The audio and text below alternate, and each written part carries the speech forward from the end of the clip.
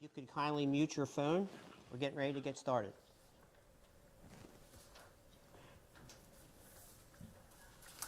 Okay, my watch says it is officially 5:30.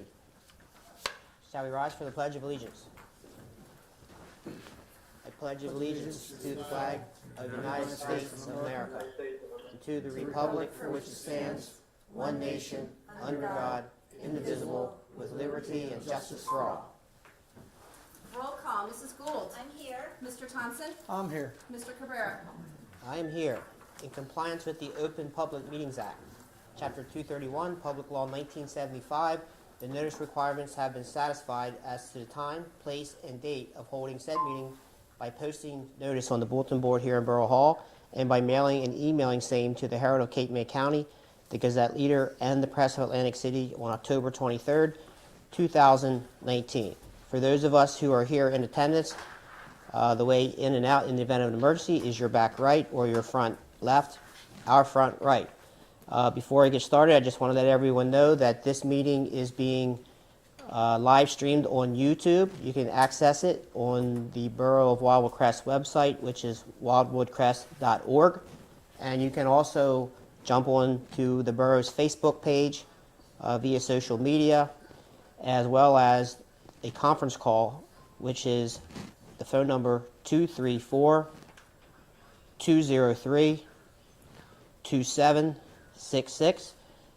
And when prompted, you're going to enter participant ID 786-394-836, followed by the pound sign. Again, I'll repeat that. You're going to dial 234-203-2766. Enter participant ID number 786-394-836, followed by the pound sign. Again, it's also streaming on YouTube, live access through the borough's website, and also on Facebook Live. There will be portions here throughout the agenda where we'll be asking for public comment. When that time comes, please give your name and your address for the record, and the clerk will record it appropriately. Okay, that all said, we have no ordinances on the agenda. Madam Clerk, may we have the resolutions, please? Yes, sir. The first is authorizing expenditure to purchase a 2020 Chevrolet Tahoe for the police department under state contract. So moved. Second. It's been moved and seconded that the foregoing resolution be adopted. Roll call. Mrs. Gould. Yes. Mr. Thompson. Yes. Mr. Cabrera. Yes. Next is authorizing relaxation of special event permit application process. So moved. Second. It has been moved and seconded that the foregoing resolution be adopted. Roll call. Mrs. Gould. Yes. Mr. Thompson. Yes. Mr. Cabrera. Yes. Next is authorizing an agreement for shared services between the Borough of Wildwood Crest and the Wildwood Crest School District pertaining to the repaving of school district parking lots along St. Louis Avenue in the Borough of Wildwood Crest. So moved. Second. It's been moved and seconded that the foregoing resolution be adopted. Roll call. Mrs. Gould. Yes. Mr. Thompson. Yes. Mr. Cabrera. Yes. Next is authorizing approval of change order number 1 for Pacific Avenue and various streets capital improvements program. Additional services. Resurfacing of Crest Memorial School parking lots at the not to exceed sum of $85,105. So moved. Second. It's been moved and seconded that the foregoing resolution be adopted. Roll call. Mrs. Gould. Yes. Mr. Thompson. Yes. Mr. Cabrera. Yes. Next is amending and supplementing resolution numbers 2020-150 and 2020-168, awarding contract to Trace Point LLC to increase the new not-to-exceed sum from $95,625 to $158,636. So moved. Second. It's been moved and seconded that the foregoing resolution be adopted. Roll call. Mrs. Gould. Yes. Mr. Thompson. Yes. Mr. Cabrera. Yes. Next is authorizing issuance of permits pursuant to Section 22-5 of the Borough Code until June 19th, 2020 for demolition, pile driving, and house raising. So moved. Second. It's been moved and seconded that the foregoing resolution be adopted. Roll call. Mrs. Gould. Yes. Mr. Thompson. Yes. Mr. Cabrera. Yes. Next is authorizing the mayor and the borough clerk to execute and accept any and all documents to secure and accept a grant in the amount of $26,300 from U.S. Department of Agriculture, Rural Development. So moved. Second. It's been moved and seconded that the foregoing resolution be adopted.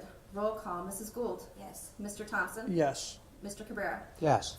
Next is authorizing support of H.R. Bill 6697 to amend the Small Business Act to expand Paycheck Protection Program for certain organizations and for other purposes. So moved. Second. It's been moved and seconded that the foregoing resolution be adopted. Roll call, Mrs. Gould. Yes. Mr. Thompson. Yes. Mr. Cabrera. Yes. Next is authorizing release of escrow funds in the amount of $87.50 for street opening application SO19-0207. So moved. Second. It's been moved and seconded that the foregoing resolution be adopted. Roll call, Mrs. Gould. Yes. Mr. Thompson. Yes. Mr. Cabrera. Yes. Next is authorizing application refund of special event fee for wedding to Nina Marie DeAcchio. So moved. Second. It's been moved and seconded that the foregoing resolution be adopted. Roll call, Mrs. Gould. Yes. Mr. Thompson. Yes. Mr. Cabrera. Yes. Next is authorizing refund of mercantile license and tourism fees to Frank F. Kuva. So moved. Second. It's been moved and seconded that the foregoing resolution be adopted. Roll call, Mrs. Gould. Yes. Mr. Thompson. Yes. Mr. Cabrera. Yes. Next is granting a street opening permit for 7803 New Jersey Avenue due to hardship. So moved. Second. It's been moved and seconded that the foregoing resolution be adopted. Roll call, Mrs. Gould. Yes. Mr. Thompson. Yes. Mr. Cabrera. Yes. Next is authorizing expenditure to purchase playground safety surfaces from Soft Surfaces, Inc. under the Sourcewell Cooperative Purchasing Program for the Sunrise Park project. So moved. Second. It's been moved and seconded that the foregoing resolution be adopted. Roll call, Mrs. Gould. Yes. Mr. Thompson. Yes. Mr. Cabrera. Yes. Next is authorizing expenditure to purchase playground equipment from Game Time under the Omnia Partners U.S. Communities Cooperative Purchasing Program for the Sunrise Park project. So moved. Second. It has been moved and seconded that the foregoing resolution be adopted. Roll call, Mrs. Gould. Yes. Mr. Thompson. Yes. Mr. Cabrera. Yes. Lastly is authorizing expenditure to purchase splash pads and water park structures from Raindrop Products under the Sourcewell Cooperative Purchasing Program for the Sunrise Park project. So moved. Second. It has been moved and seconded that the foregoing resolution be adopted. Roll call, Mrs. Gould. Yes. Mr. Thompson. Yes. Mr. Cabrera. Yes. I move that all bills properly authorized be paid. Second. It has been moved and seconded that all bills properly authorized as be paid. Roll call, Mrs. Gould. Yes. Mr. Thompson. Yes. Mr. Cabrera. Yes. I move that all reports received from the court administrator, the chief financial officer, tax collector, captain of police, supervisor for the recreation department, emergency services coordinator for the EMS and the Wild Crest Volunteer Fire Company chief for the month ending April 30th, 2020 be approved as presented. Second. It has been moved and seconded that all reports received from the court administrator, chief financial officer, tax collector, captain of police, supervisor for the recreation department, emergency service coordinator for the EMS, and the Wildwood Crest Volunteer Fire Company chief for the month ending April 30th, 2020 be approved as presented. Roll call, Mrs. Gould. Yes. Mr. Thompson. Yes. Mr. Cabrera. Yes. I move that all minutes from the regularly scheduled commission meetings dated April 22nd, 2020 and May 6th, 2020, as well as the special meeting dated April 30th, 2020 be approved as presented. Second. It has been moved and seconded that all minutes from the regularly scheduled commission meetings dated April 22nd and May 6th, 2020, as well as the special meeting dated April 30th, 2020, be approved as presented. Roll call, Mrs. Gould. Yes. Mr. Thompson. Yes. Mr. Cabrera. Yes. Okay, that brings us to our administrator's report. Good evening, everyone. I will only be reporting on beach boxes and the COVID-19 closings and cancellations, and if anybody wants a copy of the full report, I'd be happy to provide it. As of today, the county has reported a total of 539 cases, COVID cases to date, with 9 new confirmed cases today, and sadly 1 death. There are currently 3 active cases in Wildwood Crest as reported by the county. Most borough buildings are now open to the public during normal business hours. We have established COVID procedures and protocols for sanitation, and mandate the wearing of masks and proper social distancing to keep our employees and visitors safe while they are in the buildings. The Crest Pier and Pool are currently closed to the public, and all recreation events and venues remain closed at this time. Our beaches, parks, and bike path are open with social distancing required, and we hope to get our playgrounds open soon, but they are closed at this time. We will continue to monitor the COVID situation and announce any changes to the recreation events as needed. For now, we have canceled all Memorial Day weekend events and others through June 27th. The county has banned all short-term rentals of less than 30 days until June 1st, 2020 at this time. We have been urging them to move that date up a bit, but are waiting to hear back. All closures and cancellations, as well as other pertinent information, are being posted on our website, and we are updating our website regularly. As always, department heads continue to be advised of all updates from county, state, and federal agencies. I, along with the governing body, have and will continue to participate in all conference calls with agencies going forward. Beach boxes. Due to a shutdown of the Department of Corrections Construction Department due to COVID-19, the borough was forced to find an alternative means of constructing our beach boxes for 2020. We entered into an agreement with the local carpenters union, who is busy constructing all beach boxes that have been rented for this upcoming summer season. They are working tirelessly, and I expect them to have all remaining boxes completed by June 1st, which will enable us to allow them to be occupied by June 6th. We ask that our renters be patient with us. Boxes will be on the beach later in September this year, which is later than they were able to be on there last year, so we're going to provide more time. There will not be a proration or partial refunding for rentals for this season. That is all I have to report. Okay, governing body, any questions for administrator? None, thank you. None? All right, I just have a couple comments to add on since we're moved into the COVID updates. I've been trying to keep a list of little tidbits of information that the public may want to be aware of. First of all, the kids camp, also known as Peer Playmates, we're going to try to render a decision on that sometime around June 1st. We're waiting for some state guidance. We're not the only municipality that offers a summer camp for the children, so there's supposed to be some guidance coming out, but I think for purposes of staffing and for purposes of folks that already have their kids registered in the camp, we're going to try to allow up until June 1st or shortly thereafter to make that decision. We have with us here today Buddy Johnson, Chief of the Beach Patrol. Buddy, can you give us a quick update on the lifeguards coverage for this weekend? Can I do it from here? We're going to probably...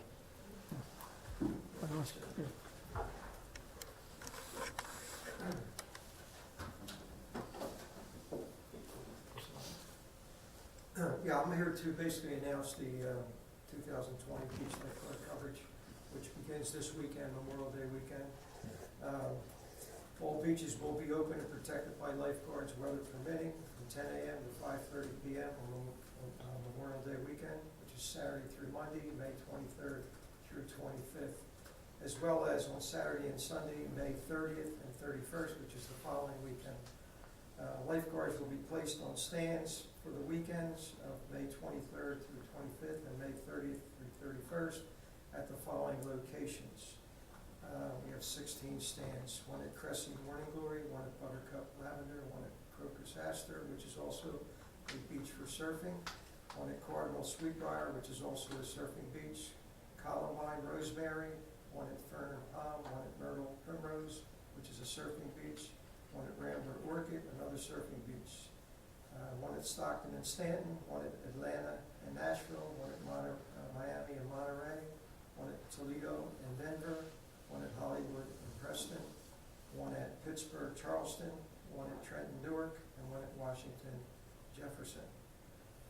That'll be for the next 2 weekends. Beginning Saturday, June the 6th, all beaches will be open and protected daily, weather permitting, from 10 to 5:30 through Labor Day, which is Monday, September the 7th. The Wildwood Crest Beach Patrol strongly advises all bathers to swim at lifeguard protected beaches only during the hours of operation.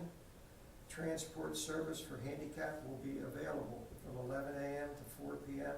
whenever the lifeguards are on duty. Call Wildwood Crest Beach Patrol Headquarters at 609-522-3825, transport service, or for any other information that you may need.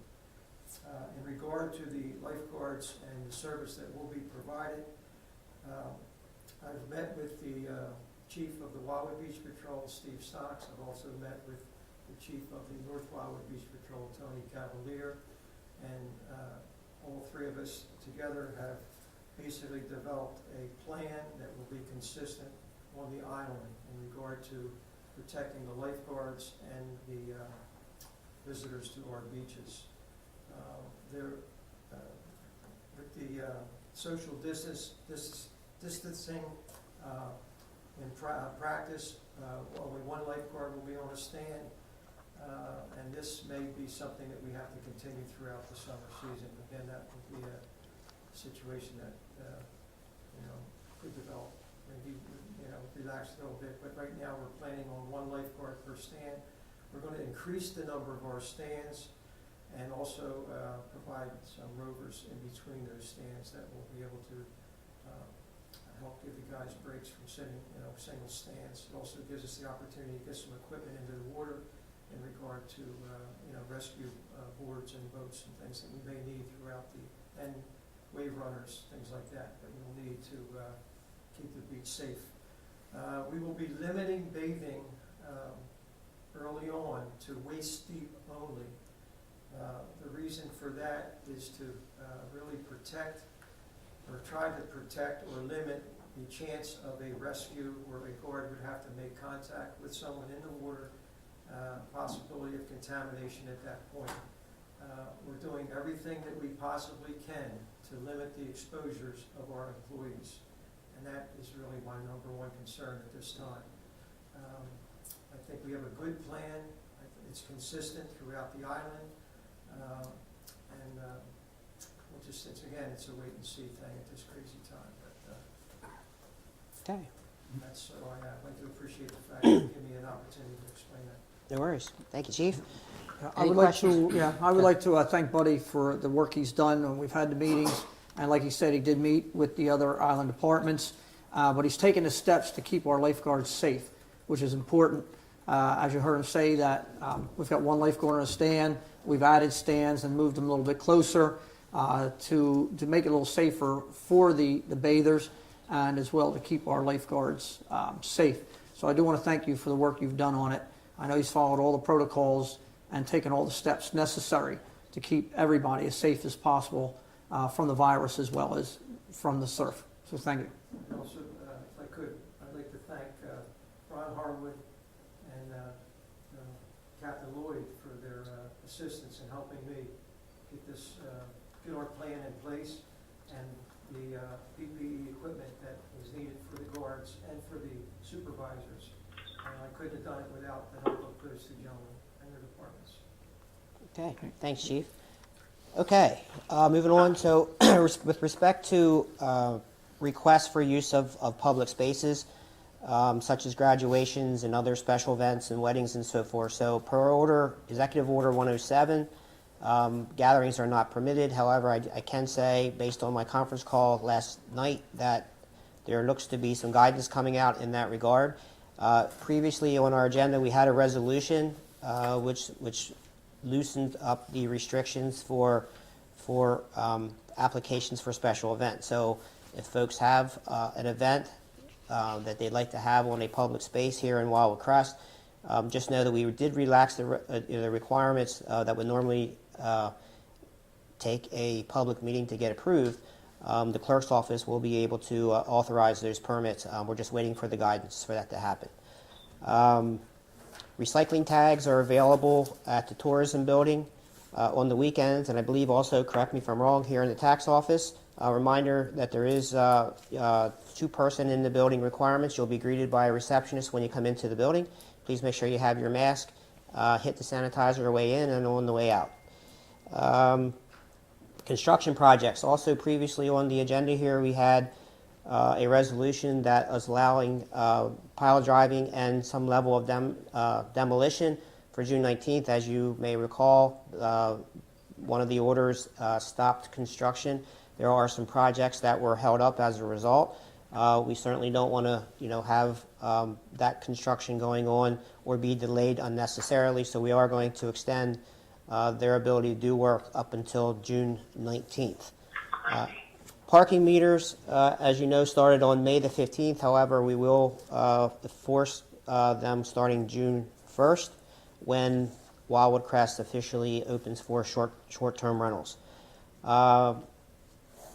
Just to give everybody a reminder, there's a wellness campaign. Kudos to Nick Holland and Laura Farrell for their work on the wellness campaign. There is a tremendous amount of activity and live classes on the Facebook page. So if you're looking for something to do to stay healthy and stay occupied and busy, jump over to the wellness page. I will say that I'm very impressed with the work that the group is doing, and the residents certainly appreciate it. The beach, as you know, Buddy Johnson already gave his report. Swimming, just as a reminder, it can start as of Saturday. Social distancing is still in play.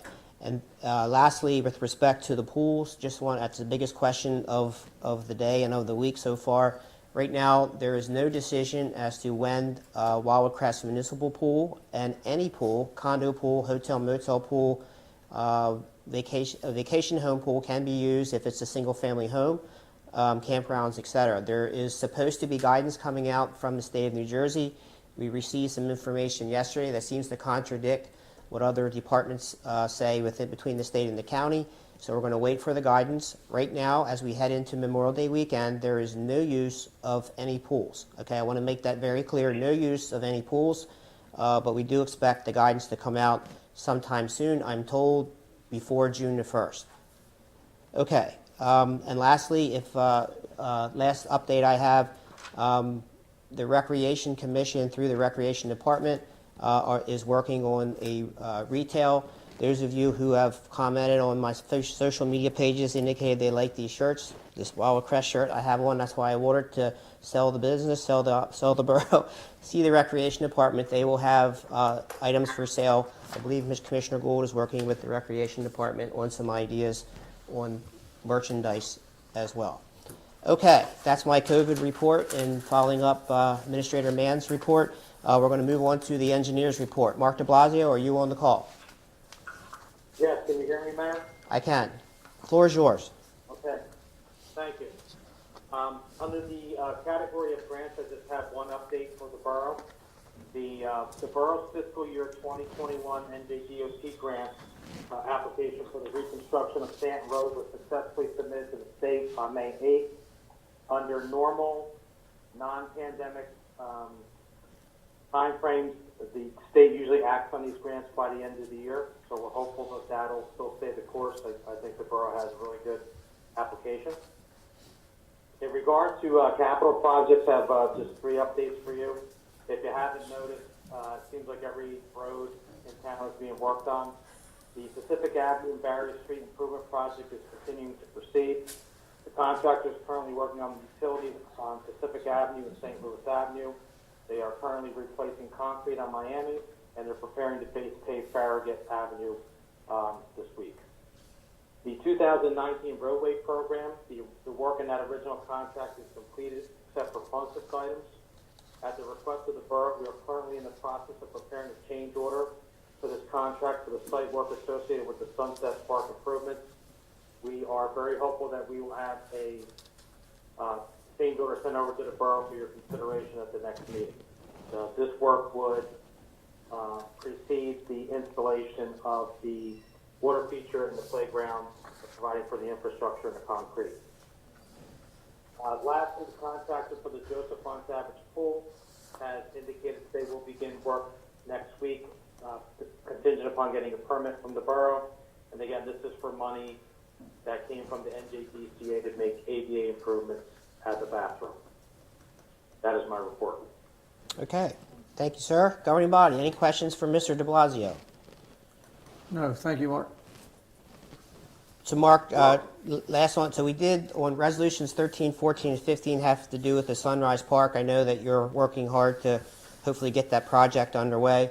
Not to add more to your plate, Commissioners Gould and Thompson, with respect to the equipment for instruments, if you could add that possibly on the radar and the horizon for a future addition to that park, would be greatly appreciated. Okay. All right? No problem. Okay. That moves us to public comments. Those of you who are watching live on YouTube, on Facebook, and or on the conference call, if you could give your name and address for the record, we would appreciate it. We're going to start with anyone that's on the conference call first. Anyone on the conference call have any questions for anything preceding up into this public comment period?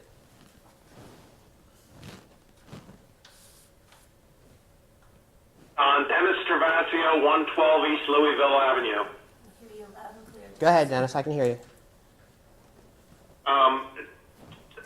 Items 13, 14, and 15, we got grant for those purchases, correct? That's correct.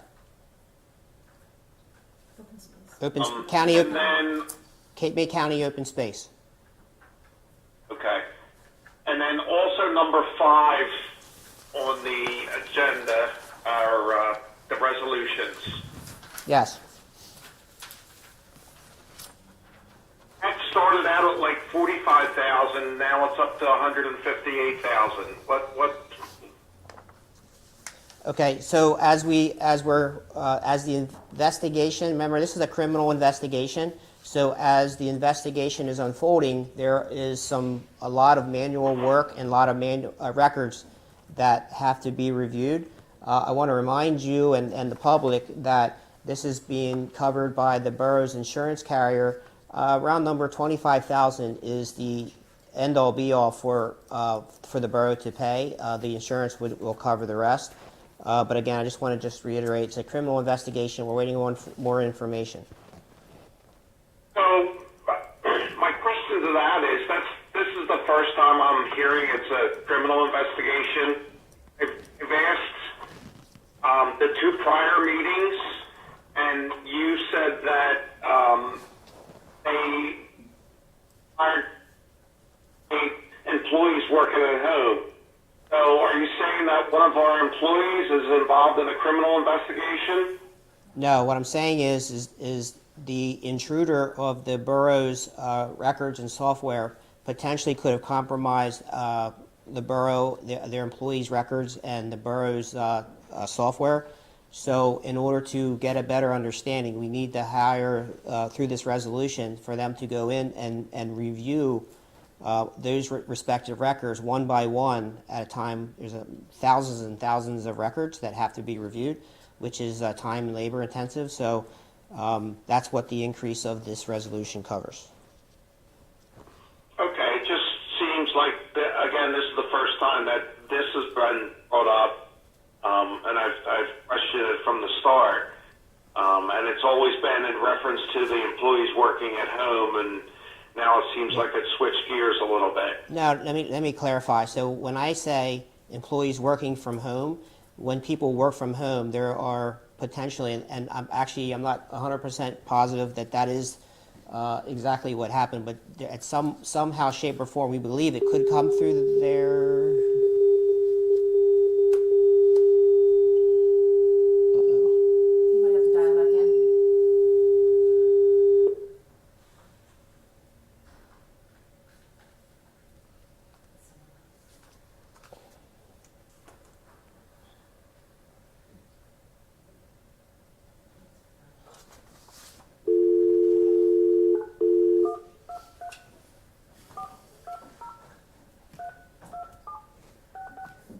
We should have a sign that says 1 moment. They'll hold up in front of the camera.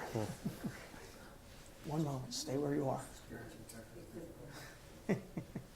Welcome to Ring Central Office at Hand from AT&T Conferencing. Please enter your access code followed by the pound. This menu will repeat.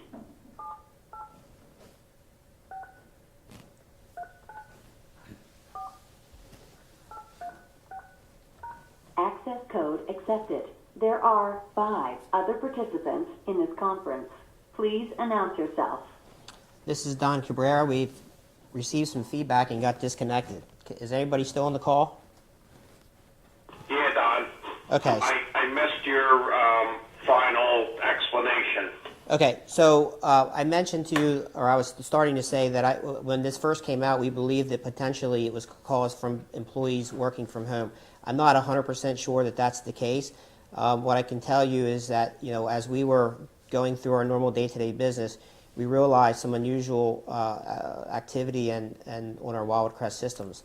So as we turned it over to what I'll call our experts, our legal team as well as the IT team, we realized that there was an intruder gained access and potentially had some encrypted files and some access to certain personnel information. Now, we don't know at this point, which is the reason for this increase, as to how bad it could be or not be, but we wanted to take every precaution that we can just to make sure that everything gets checked out. So, as I mentioned, the Joint Insurance Fund is covering this less roughly $25,000.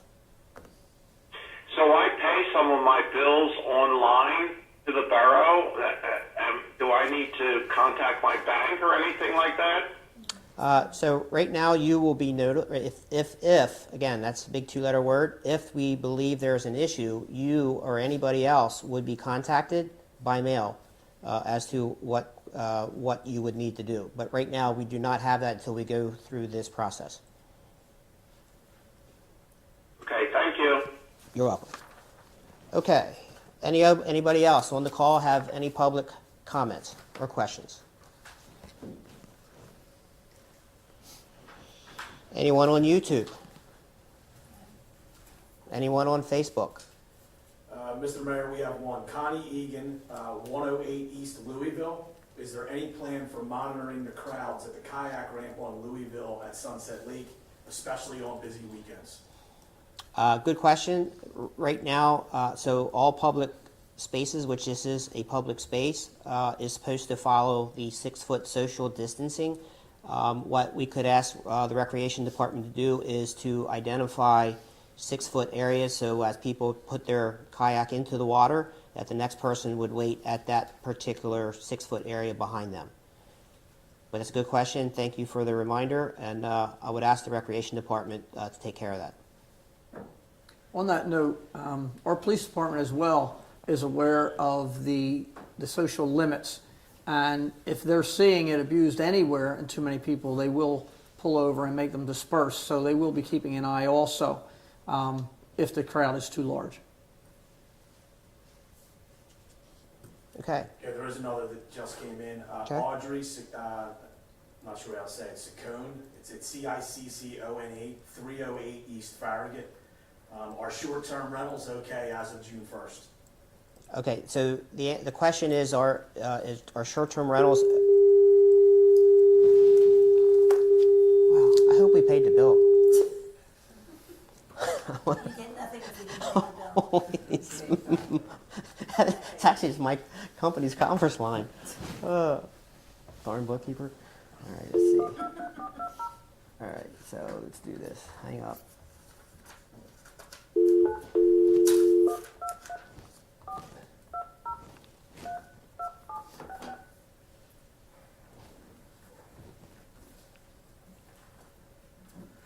Welcome to Ring Central Office at Hand from AT&T Conferencing.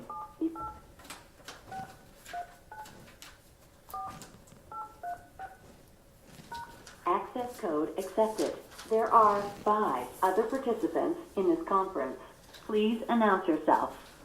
Hello, everyone. This is Don Cabrera again. We got disconnected. Let me ask you a question. Those of you who are on the call, when we get disconnected, do you get disconnected, or are you calling back in, or are you staying on the line? We're staying on the line. Okay, so Don, this is Mark. So I stayed on the line. Yeah. okay, so it sounds like this piece of equipment is there's something wrong there, because it sounds like it's not dropping the other callers on the call, so we'll have to take a look at that. I apologize to those of you who are on the call. My fault. There's something wrong with the system here. Okay, I believe the question was, are June 1st short-term rentals, is that still the date? Is that basically the question? Yes. Okay, so the answer is yes. We have one discussion later tonight, possibly moving that date earlier, but we'll get into that under the new business item. Okay, any other public comments? All right, we're going to move on to the discussion items, under number 13. First item is memorial sign versus street dedication at Miami Avenue. Commissioner Thompson? We've been requested for a memorial sign there for the short street between New Jersey and Bayview there next to Alamino Park to dedicate that street. It's a very small section there, and it would be in conjunction with the memorial we already have there at the G. Miglio Memorial. There's a committee that's working on it. This is a 25-year anniversary, and they thought it might be appropriate at the 25-year to do this. So I thought I'd bring it forward. I'm actually in favor of it. I think it's a good idea. Other towns have done it. I don't think it opens the floodgates at all. This was a patrolman with a line of duty death in our town, and I certainly feel it's an appropriate request for that section there. It's a very short street right next to the park across from the lake. Okay. I just want to make sure we're all on the same page. So there are two. Is there one request here, or is there two? Is a memorialization versus a dedication, or is it which one? Which option are we? All right, I can clarify that. So the request was for the street dedication, and in checking with the DOT, our supervisor Ralph Grassi checked with DOT, and they said, we can dedicate that. It just has to be done here by us. We're within our rights to dedicate that in his honor. They felt it certainly was appropriate. However, short of that, that's the only way it could be on the street sign. It would be a street legal sign, as we're changing our signs anyway. It would be on top of what would still say Miami Avenue. So that wouldn't change. You're not really changing the name of the street. You're just dedicating that section. Short of that, the only other option would be a memorial sign that could not be on the street sign. It would be totally different. We'd have to put it somewhere else in the area and put some kind of memorial sign up. That's where that memorial sign came from, DOT telling us that's the only other option as opposed to doing the street sign. So they did approve the street sign. It's all okay and legal. But that's what they said. If not, you can't put anything else up there other than a legal street sign because they're regulated by DOT. Okay. I thought I received some information. I thought we had to change the tax maps or basically rename that street. Is that my understanding? No, if you look in Wildwood, they've done one up on, I believe it's Davis Avenue, if not mistaken, by the old Russo's restaurant. And that one block section was named Joe Russo Way or Joe Russo Road. And it's just an additional sign on top of it. And it's just that section of that block. We don't rename the whole street. It doesn't change. It doesn't change anybody's mailing address. It still all remains Miami Avenue. It's just that one little section would have an additional street designation on the sign pole, the street sign. It would say Miami Avenue, and it would also say G. Miglio Way. Gotcha. So the request we're not changing the name of the street. No, The street's still known as Miami, Yes. but that particular section, we want to refer to it as, or the request is to refer to it as Miglio Way. Right. Okay. And I guess I'm not a DOT expert or a legal guy, but is that passed? I'm assuming, Captain, that's all passes the DOT sniff test, I'll call it.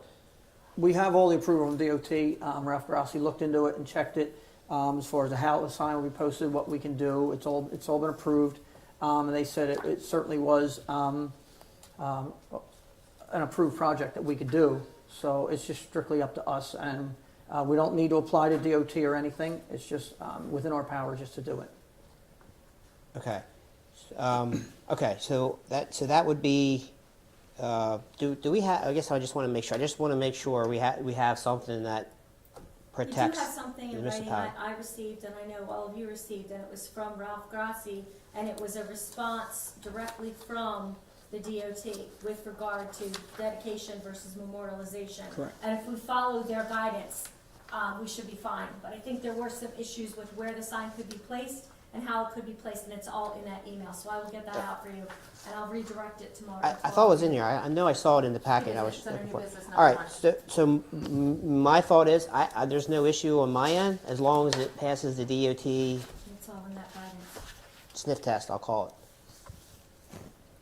Yeah, I do have some concerns about it, because I think half of this department never even knew Gene Miglio, because it's 25 years. I remember that early morning when I got the call that he had passed away. I was in office at the time. There's already almost like a gravestone there, and flowers on both sides of it. I think if we do this, we could be setting a precedent. I mean, we have Andrew Alamino with a lifeguard thing, and we do the 9/11 service from there every year. Gene was a friend of mine. He was very kind to me when he was here, and I'm just a little worried that it might set a precedent, that everybody's gonna want something with a name on it. I mean, if you've lived out your street for 50-some years, well, why can't we call it, Tenaglia Street? Or why can't we call it Jones Street? It's a little scary. I mean, we do a service for him, June 2nd, every single year, and without fail. Billy Keita makes sure, Rick D'Amico makes sure it's all done. I just think it's maybe a little too much sometimes. I have nothing against it. I loved him. He was a good man. I'm afraid you're gonna set a precedent, and it's gonna happen again, and you better make sure, if you're gonna do it, that it's the right thing to do. That's all. Thank you. Okay, so I guess my question is let's make sure that we have DOT approval. Let's make one more time. I guess my question is, would this require, I guess, a resolution? At a minimum resolution. A minimum resolution, We'll so have to you, look into it to see if we need an ordinance, but at a minimum, it would be a resolution. okay, so Madam Clerk, can we list this under, I old? believe Ralph said local ordinance in one of the emails. Okay, so I just want to make sure that, understanding Commissioner Gould's comments, the DOT, want to make sure everything is good. If we can keep this under old business, and then we can talk about it at the next meeting, and Ron, you may be able to weigh in terms of what we need to do legally. Good, Commissioner? Yep. Okay. Captain, anything you want to add? This didn't come from the family. This was the committee that has been working on the memorial every year. They thought it would be appropriate for the 25th anniversary of his death. So that's where this came from. Okay. Yeah. All right. Thank you. That being said, it is a line of duty death of an officer in the town. It's kind of a high bar. I think living in the town 50 years really doesn't rise to that. We did have a request before from somebody to name one of the streets in honor of somebody. That was turned down, but there was not really a valid reason other than they were just a nice person and they lived in the town. And we have turned that down. This is a little different story, I think, with a line of duty death. The guy gave his life for the town, and it was during an arrest. So it was an active incident at the time. And 25-year anniversary being this year, they felt was appropriate to step it up. Okay. All right. So we have it listed for old business for our next meeting. Okay. That brings us to short-term rentals, May 29th. So I asked the clerk to place this on the agenda. So here's where we are. So right now, June 1st, which is a Monday, is the day that short-term rentals can start in Wild Crest. Short-term rentals for hotel motels, for vacation homes, and any other. That day, a Monday, is basically the Monday following Memorial Day weekend. There is a weekend in between, which would be May 29th, 30th, and the 31st. Safe to say that this weekend is normally the kickoff to the summer season. All of our property owners, hotel motels, vacationers that do rely on rental income are basically going to be forgoing that for good cause. And I appreciate, I know we've talked to the Chamber of Commerce, we've talked to the Hotel Motel Association. They're all being very patient, they're all being very cooperative, and I think that we all appreciate that. I guess as we're looking at this, if that following weekend turns out to be a really nice weekend, they would not be able to rent really for 2 weekends in a row. So the idea would be is to ask the county to amend or allow Wildwood Crest to move its date instead of June 1st to Friday, May 29th. Now, I've had conversations and actually emailed and spoke to some of the freeholders as well as the new administrator. I am told that is not an issue on their end. Unfortunately, they just had their meeting last night, was not able to address it formally. But I thought, we should talk about that and see if it's something that we would want to do and pass a resolution tonight urging the county to allow us to, or change theirs to allow that May 29th. And I will point out that there are other municipalities that have plus or minus a few days. Ocean City, for example, I believe they during the day after, which is May 30th. So I think, this is, it's really 3 days is what it comes down to. And I think that if we have this weekend, perhaps the weather seems like it could be hit or miss.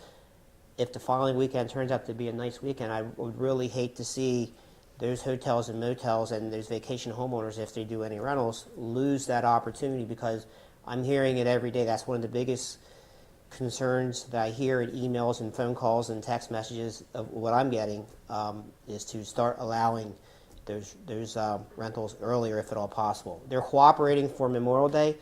I think it makes good business sense from a borough standpoint, and for their standpoint is to allow it to start on May 29th. So I think that the governing body needs to be unified in this request if we're going to do a resolution. Commissioner Thompson, no disrespect, has a motel, so unfortunately he's not going to be able to vote on this if we want to do it. So that leaves it to Commissioner Gould and myself. I know where I'm at, and I don't want to put Commissioner Gould on the spot, but we could certainly pass a resolution tonight, or we could table it and hope that the county takes some action beforehand hearing our request. So that's my statement. I can live with June 1st. I really think it should be May 29th, but at the end of the day, I think we're just trying to do the right thing and help out our retirees. Absolutely. Yeah, I just think that we're going to have to see how the county cases go and the number of deaths go before we decide anything like that, because we don't know what's going to happen. We know we're going to have a lot of people coming down this weekend, and they're not going to be friendly. They're not going to want to wear masks. They're going to want to just come and have a good time because it's the shore, and that's what they do. So let's hope that our curve keeps going down here in the county, because we're like the last ones to. It's been really quiet and everything. You have a lot of older people that live here that, and I'm going to quote what was in the Inquirer, that they don't want a lot of dumb asses coming down here and ruining it for everybody else, because that's what was written in the paper yesterday. So I'm willing to do this, but I want to see how many people are still sick, how many new cases, and how many new deaths we have before I go ahead and do that. Okay, so we have Memorial Day weekend coming up. So I guess we would, if we were to do it, would have to be through a special meeting at some point in time. And like I said, maybe the freeholders at their next caucus or their next public meeting could take some action. I want to remind everyone, this request would not be for a 100% occupancy. It would be 60%, which is pursuant to the county reopen proposal, which was June 1st was 60%. I would also offer that if it's going to be May 29th, it's still 60%. I think that's what's on the table. It's not. I don't want anyone to think that this is 100%. Everyone come down. It's 60%, and then the rest of the county open plan would follow suit and their targeted timeframes. So based on that, we will table this resolution. We'll sit tight on it until we have the information from the county, and perhaps the county can take some action on that. Okay.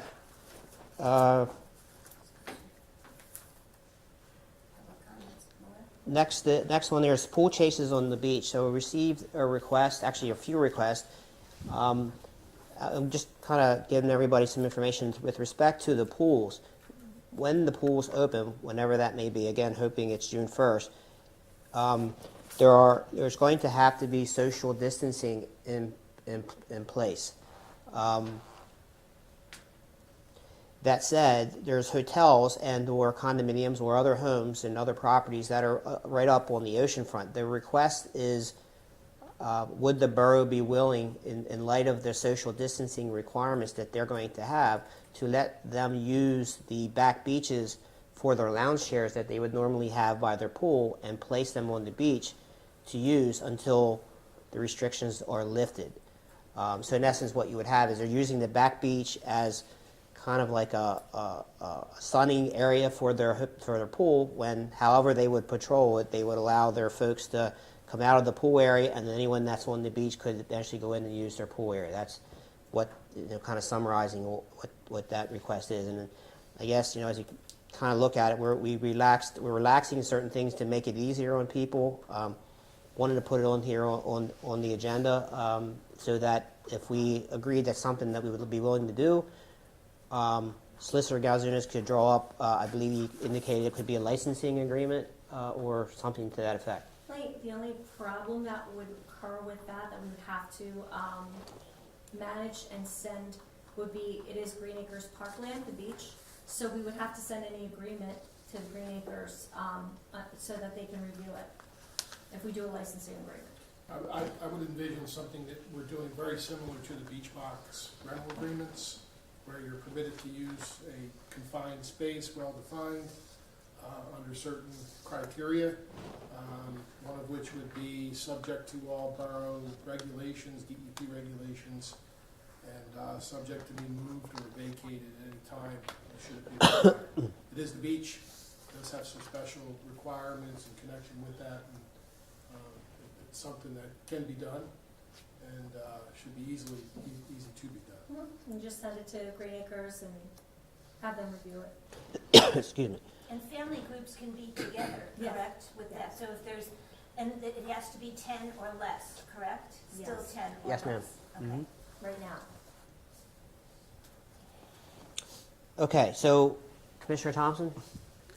I think it's a good idea for some of the hotels because of the social distancing. I believe the CDC guidelines were to limit the people at the pools and keep the 6 feet as much as possible, especially between non-family members when you've got motels that have multiple rooms. As you know, I have a motel. I don't foresee myself needing to use it or going to use it, but I can see that there's some motels where it would be beneficial to allow them to use the beach. It's not much difference. Anybody can get down there and from down the block and just go put their chairs down there anyway. So it's not anything extreme, I think, that they're requesting. Right. I think there's, if you look at the picture, we certainly know that we have plenty of beach. So it's a non-issue. So I think that in fairness, again, looking at anything that we can do to be friendly to business and allow for us to get through all this, I think it would be a big help. Just, and to Connie's point, we can maybe draw up that licensing agreement, send it up to the Green Acres, just get their okay, and then could we target this for a potential resolution for the first meeting in June? Yes? Yes. Okay. All right. Under new business, I believe that's it, correct? That is it, in new business. Okay. Under old business, bulkhead ordinance lock rating, Engineer de Blasio is working on that. I know we talked about that briefly, about sending out certified letters when the restrictions loosen up, when we can actually meet in person. Same thing for the flood mitigation efforts. Solicitor Galzunas, would you mind giving us the down and dirty public planning board opinions on the sidewalks and also the RVs? Certainly, Mayor. As you know, the municipal ordinance that regulates sidewalks, Chapter 63, a proposed draft ordinance was circulated, which would require the area between the curb and the sidewalk, which is referred to as the parking strip. It's usually about 2 feet. Mostly you see grass in that area. Sometimes you see stones. Sometimes you see pavement.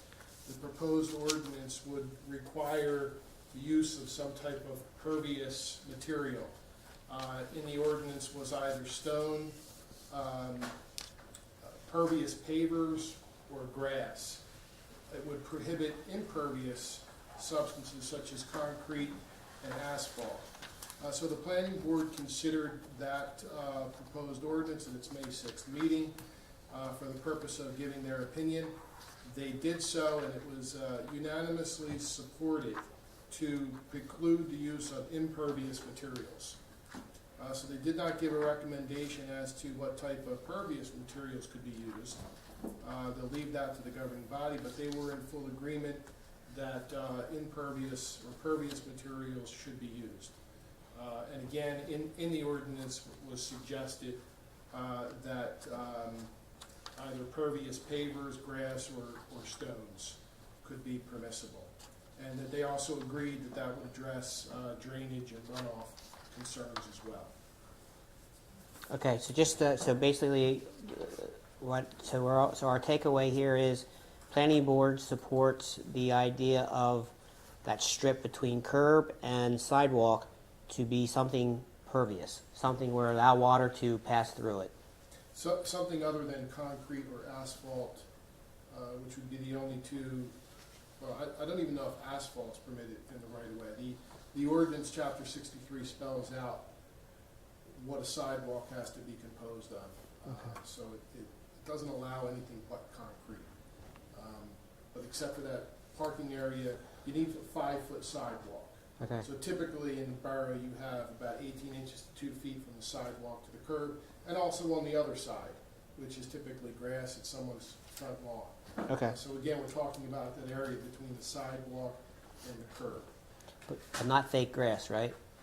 That's those. Faux grass was not included, but The good mini point, golf Matt, grass.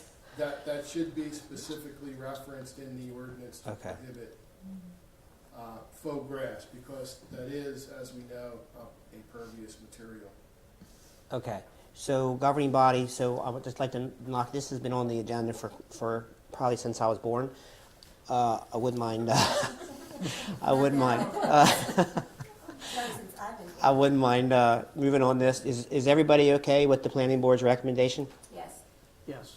I am as well. All right, solicitor, you're clear to go on that I'll one. finalize that. This All right. one, would you please, like with 3-year-olds, explain this? The RVs. next one, the RV. It's a little more complicated. A proposed draft ordinance was circulated amending Chapter 75. Chapter 75 of the Borough Code prohibits parking of RVs, recreational vehicles, campers, on private property, unless that RV is housed inside of a garage. So you can park it on private property if it's in a garage. It can't be parked on private property if it's not in a garage. And that is an RV or camper of any size. The Chapter 75 also regulates parking of boats on private property. So boats may be parked on private property up to 26 feet in length and in an existing driveway. If there's no existing driveway, the boat has to be 5 feet back from the property line. So the draft ordinance allowed recreational vehicles, RVs, to be parked on private property. A length was not provided. That was left blank, the limit on the length of it. The requirement would have been that it would have to be 5 feet from the property line, which is equivalent to a side yard setback. They would also have to meet a rear yard setback of 15 feet, couldn't be closer to the rear property line than 15 feet. And it couldn't be extend any further towards the front of the property than the existing structure. The proposed draft ordinance also provided for parking of RVs on vacant lots. And on a vacant lot, the RV would have to comply with all of the borough side, front, and rear yard setback requirements. The planning board considered this as well on its May 6th meeting for the purpose of rendering an opinion on this allowing of RVs.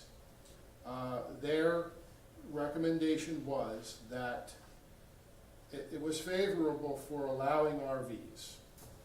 And then their recommendation was no RV in excess of 35 feet. They did consider that because there's various classes of RVs and there's some confusion, so they figured 35 feet. It would also, they agreed to the 15-foot rear yard setback. They agreed with the 5-foot side yard setback, notwithstanding the fact that there may be a driveway there or not there. They also agreed with the recommendation that it not protrude past the front of the existing building. So if you had a driveway, it couldn't be in the driveway blocking a view. It would have to be back next to the house or behind on the side of the house. It also has to be parked perpendicular to the curb line, meaning you couldn't pull it around in the back of your property and have it parallel to the curb line. They were opposed to any RVs or any structures really on a vacant lot. So they recommended against that, and that they had no other objections to the proposed ordinance as it was written. So that was the planning board's recommendations. So essentially they're okay with parking RVs up to 35 feet in length, provided that they meet the setback requirements and are not protruding out further than the existing structure on the property. Okay. Comments? So they can't be perpendicular. They can't be perpendicular. They have to be perpendicular, not parallel. Correct. Okay. Essentially, you're essentially saying that it has to be alongside the house, because it can't be in the front. So it would have to be alongside the house or behind, alongside and behind.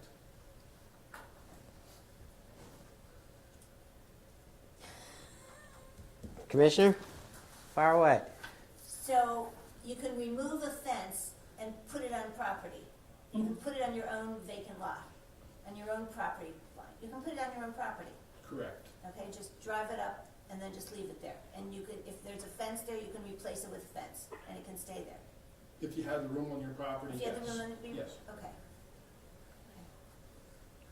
So right, so just to kind of on the simplest terms, so I have it in my head. Right now, no RVs are permitted. With an amendment to the proposed ordinance, RVs up to 35 feet would be permitted, meeting all the setbacks, and must be perpendicular with the property.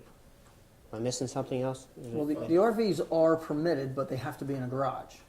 This just removes the garage. Right. All the other requirements are the same, but it does remove allowing the RVs on a vacant lot. Their suggestion was to not allow that. RVs parked, they don't want them in the middle of a lot, going down the street and you've got this big RV just sitting there by itself. Gotcha. But they are currently allowed, just they have to be in a garage. Just really remove, all it does is remove the garage requirement. Gotcha. Okay. So what's the normal size if somebody comes down here with a nice size RV? Is it 35 feet or under? Yes. Okay.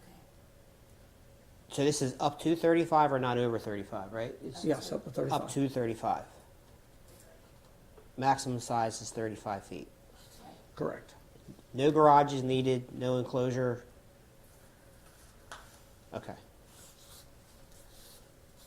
But if it starts to look like, if the town starts to look like an RV park, then we're gonna have to, We'll have to readdress it. yeah.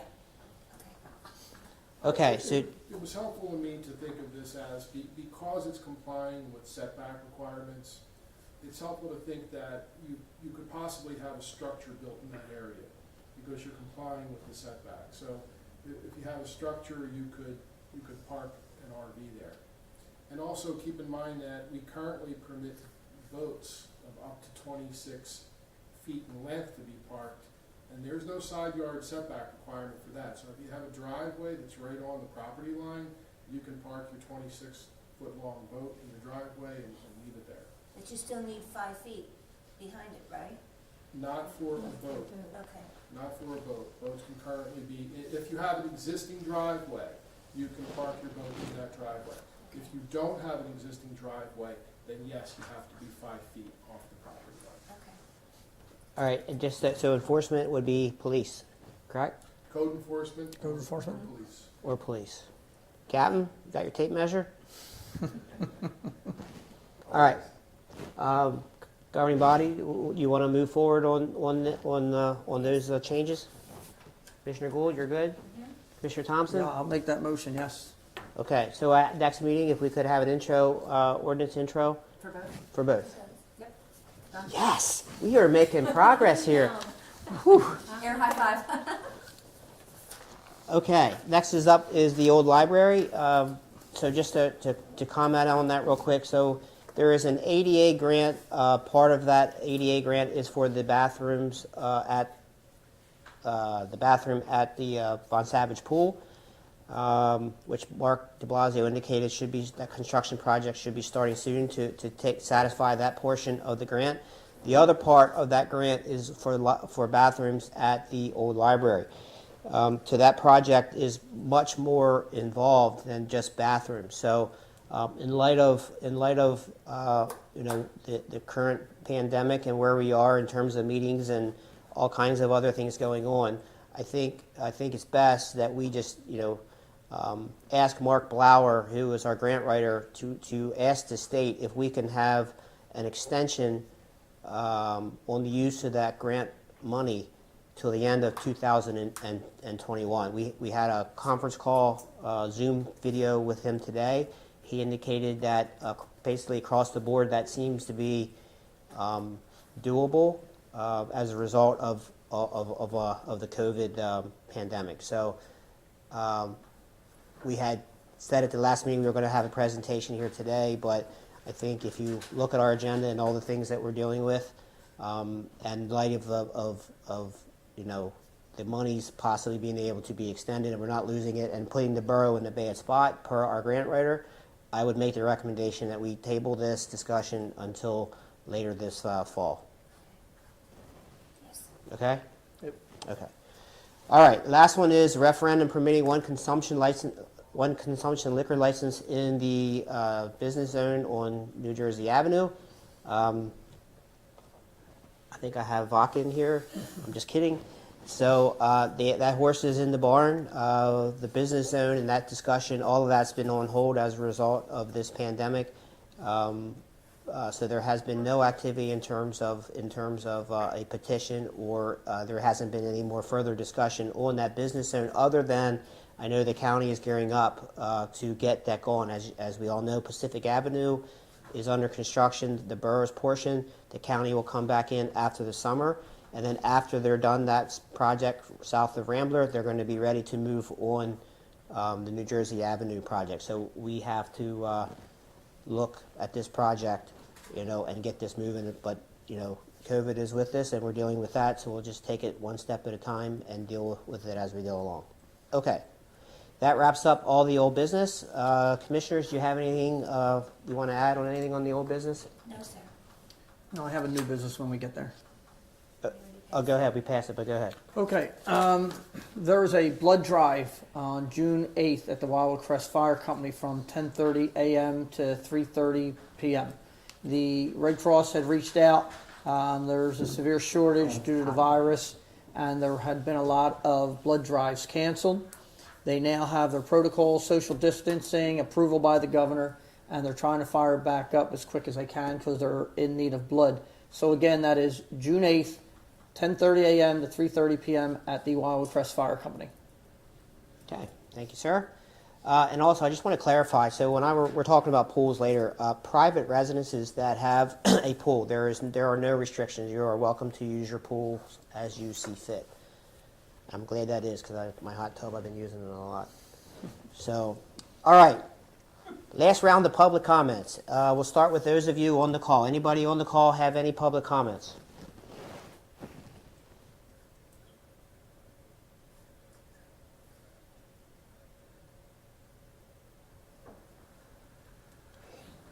Hearing none on the call, we're going to move to the YouTube.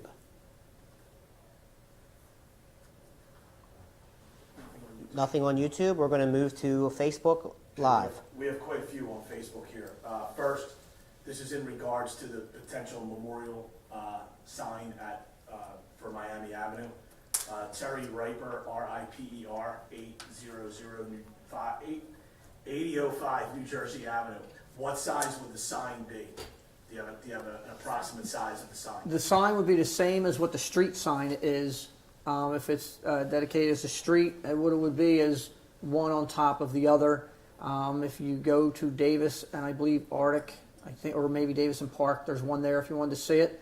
But what it is, it's a double street sign. There's one street sign that would say Miami, and an additional sign on top of that, same size as the street sign, with the designation on it. All right. Same topic. Bob Diceroth, D-E-I-S-S-R-O-T-H, 101 West Charleston. He has a comment. Says a line of duty death of a law enforcement officer should be enough to put a name on a street sign. There shouldn't even be a question about setting a precedent. Thank you. That was just a comment. Okay. Diane Rinaldi from the Water's Edge Hotel. Hang on a second, because hers was quite extensive. She would like to know why you did not tell. It says, why did you not tell us about this at the motel meeting? I assume this is about possibly the change of the short-term rentals. Also, I was told to make sure our insurance companies may not insure any problems because the state and freeholders made it June 1st. That is something we need to make sure.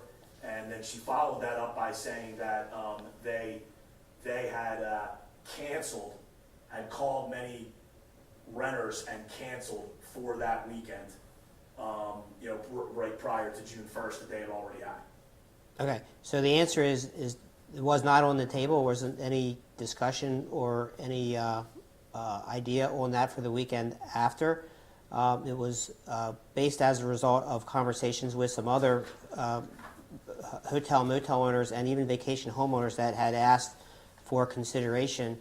We knew full well that June 1st was the date, and then when we're looking at looking at the calendar, it made some sense. So I immediately asked the freeholders for some consideration, and also this governing body. So the answer is did not or was not on the discussion, or was not on the table, for lack of a better term, when we were on the hotel motel call. I would like to add to that. I think it's important that the people know that we've been about 4 weeks working on this with the freeholders and prosecutors, trying to resolve this issue, and we were getting different stories and answers, and we were kind of in a holding pattern. Since this is a county deal, it's not ours, but we've been working on it for at least 4 to 5 weeks, trying to resolve this since the other communities moved their dates up. It was just not in our realm of possibility to change the date, but there may be some lightening up at this point, which is what I think we're pointing out. Yeah, and I think it's safe to say that the county is looking at other, 1 or 2 days from that date. I think it sounds like there's other folks that are doing it, so that also brought the issue to light as well. And again, as a result of requests made by hotels and motels, that request was not made on the call. However, I would think that we're being open-minded, for lack of a better term, by considering and asking for it to move to an earlier date. So apologize, it certainly wasn't on the table for the hotel motel Zoom call, but certainly, just want everyone to know that we are hearing you, we're listening, and we're going to do the best we can to try to get some change that will help everyone. It is important to have the freeholders' blessing because of that insurance issue. Agreed. Okay, Sam Costa, 212 East Heather. With respect to the pool chases on the beach, are you saying reserving parts of the back beach? Are you saying that this would be reserving parts of the back beach for hotel and motel guests?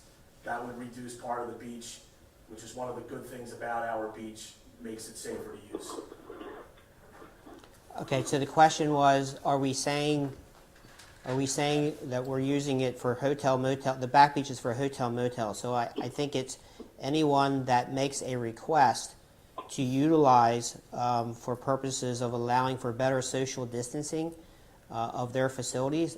Anyone that would be interested in engaging in a licensing agreement with the borough while these restrictions are still in place to allow for folks to sit relatively close to the pool but just not in the pool area?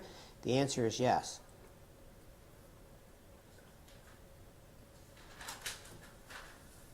All right, now, if you just indulge me for a second here, there are quite a few comments and questions about the RV situation. So it's probably easier if most of the comments and questions are all related, so I'll read them all. Then you can comment from there, I guess. Juliana Luz, 6200 Atlantic Avenue. Are people going to sleep in the RVs? Someone can park the RV on their lot and let family friends sleep in it, or better yet, even rent it out. I have an RV sitting in front of my house for 3 weeks and it's an eyesore. Thomas, I'm just going to spell it, Boetefeuer, 307 East Atlanta. Same question, can you sleep in the RVs? Hang tight, please.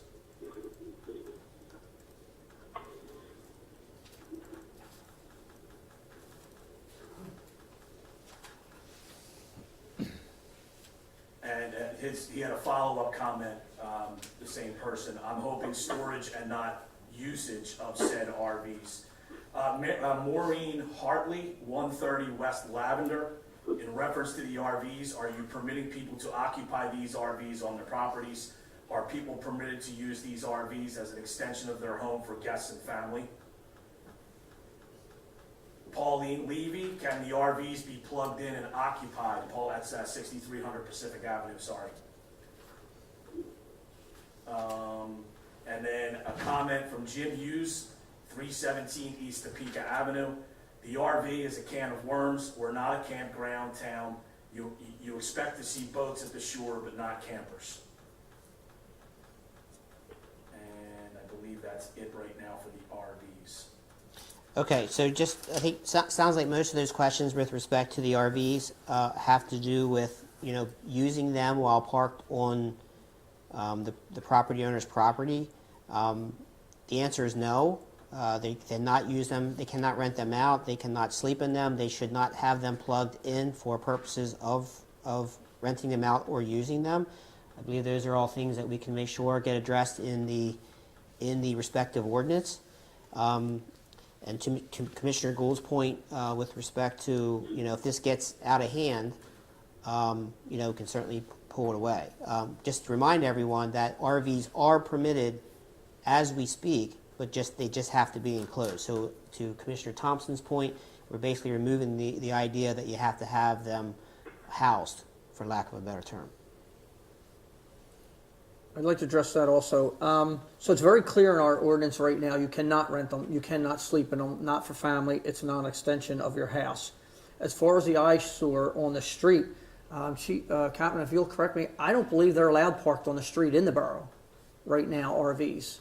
You can't use them as sleeping quarters while they're parked on the street. Correct, but they are allowed parked on the street, because I didn't think they were. I thought our ordinance was against that. Just not along Sunset Lake.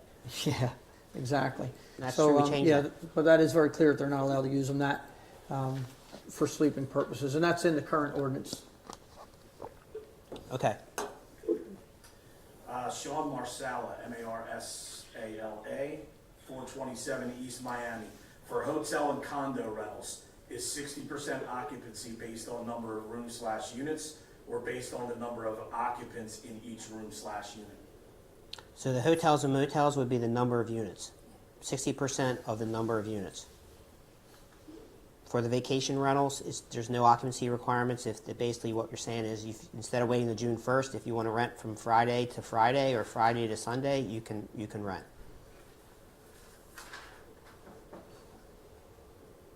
Okay, Marianne Gaudio, Gaudio, 109 West Sweetbriar.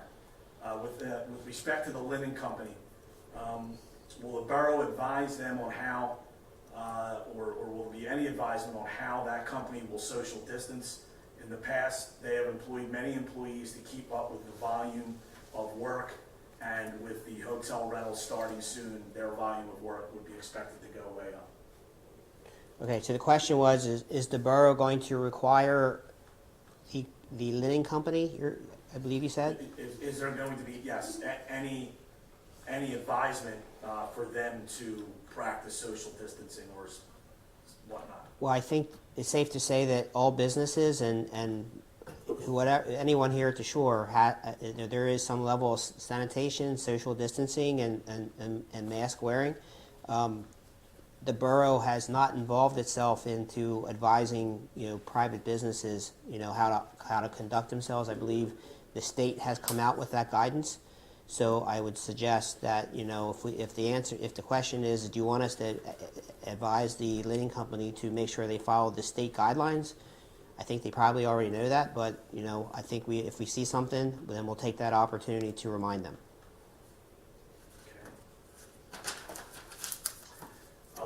Alethea Pawlowski, Pawlowski, 6505 Atlantic Avenue. Is a motel owner permitted to use their own motel pool? At which time that said pool would not be open for rentals or to the public? I believe the answer to that so it's a commercial pool, which is governed by the state. The answer would be no. Hang with me, please. There are a few more. Vicky Dolan, 6400 Atlantic Avenue. This is pertaining to social distancing on the beach. Are there any changes to the smoking section perimeters? Can they be kept from congregating at the beach access ramps? So I don't believe the new smoking stations, designated areas I should say, have been installed yet, but they're far enough away from the walkways. They're supposed to be when they get installed, they're going to be relatively close to where the porta potties are, with the idea being if you're going to walk to use the bathroom, and if you have to smoke, you can certainly walk to use the designated area. So the answer would be we would make sure that they're not anywhere close to the walkways. Okay, going back to RVs, this is a follow-up question and point by Juliana Luz. I think you have her address right, Yep. Trish? Yep.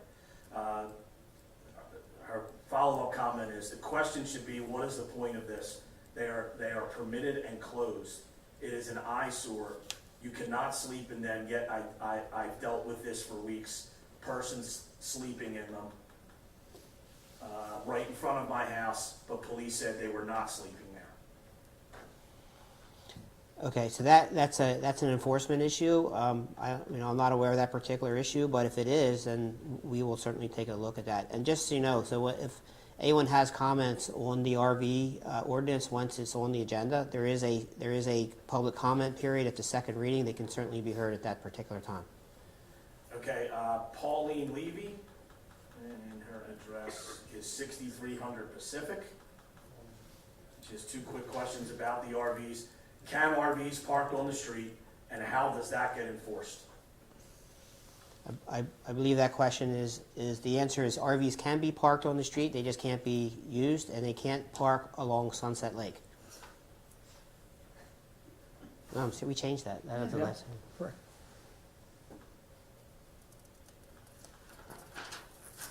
And I believe that is it. Okay. Yes. That will wrap up our public comment section. Trish's has writer's cramp. I have cotton mouth, and Brian's fingers hurt. That's it. We're done. All right. That said, Hold on before you leave that, Don. go ahead. So the solicitor just handed me this, one of our ordinance 75-6, parking, storage of trailers prohibited and exceptions. No person, firm, or corporation shall park any trailer, camp car, house car, temporary structure, or detachable trailer, or store on any street in the borough of Wildwood Crest. Okay, that's a little there. Or, except for the purpose of repair and storage. Any such vehicles defined herein undergoing repairs or being stored shall be kept within a building and shall not be used by any person as a dwelling or sleeping place, with the exception of a temporary purpose of loading or unloading. They're not allowed parked on the street, according to this. I didn't think they were, unless they're doing a repair. That's one of the sections that'll be cleaned up in a rewrite. It is a little confusing. Yeah, I believe right now there's about 5 of these on in town, which is where it comes from. There's not a whole lot of them. They've been there. There's been no complaints. There's been no problems, except that it came to our attention that it was required in a garage. But no, they're not allowed to park those on the street. I didn't think they were. Now, if they're doing a quick little repair or something, that's one thing, but it can't stay and it can't remain there. Okay, so just to clarify for the record, parking of any RVs is not permitted on the street unless, at the moment, they're being worked on, right? Repairs and so forth. Unloaded and so forth. Okay, because I agree. I certainly would not want to see everyone coming over and parking their vehicles. So I'm glad we cleared that up. Solicitor, thank you for your comments in that regard, and we'll clean that up. But again, remind everyone, second reading is the time to make any further comments on that ordinance coming up. Okay, I believe that wraps everything up. I will entertain a motion for adjournment. Nothing further, I move we adjourn. Second? All in favor? All right, happy Memorial Day, everybody. Captain, got your work cut out for you this weekend. Sir. All right, goodbye, everybody. What's it called when you can't write anymore? Writer's Have a credit. fall. Right? Disturbing.